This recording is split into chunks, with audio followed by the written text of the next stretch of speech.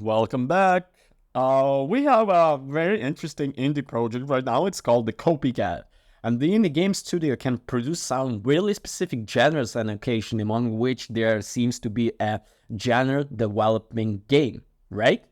Of the games, you can be very specifically like, let's say, like a cat, right? So it's like a stray, little kitty, big city, and Upcoming Peace Island come to mind. And there is even a game about the cat buttered toast paradox called Cato, the buttered cat.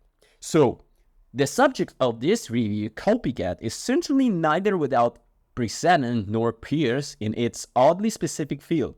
Releasing this month as the inaugural title from the Australian dev house Spoonful of Wonder, Copycat follows the tale of, well, a cat named Dawn and the adventures she get up to in a home and one city streets. Dawn is given the name by her new owner, Olive, an elderly woman seeking a friend in a twilight for her life. During a visit from her daughter Me, Olive mistakes a similar-looking cat for Dawn, who replaced the real Dawn, leaving her to survive on her own in suburbs. The two halves of the game very different from one another. In the first half, where the dog has just been adopted, she's initially reticent, plotting to get out of her new home as soon as she can. Slowly warms up to Olive as the time goes by, and as the game progresses, you learn more about both.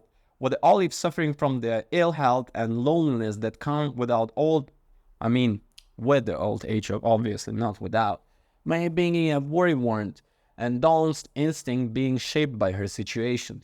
Don't act much as you expect a house cat to act.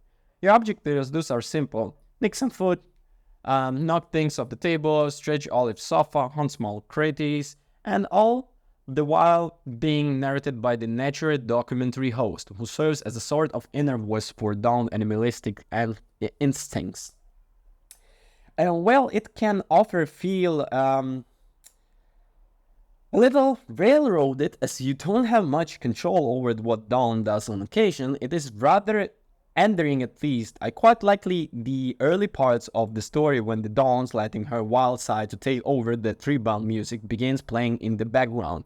It adds also the conflict of the Dawn settling into the life of Olive, her animalistic instincts, haunted by bad experience in the past, and with all of this mind, the second half comes as emotional wallop in the face as Dawn just started to come some terms with Olive, now actually does have to survive in the wild.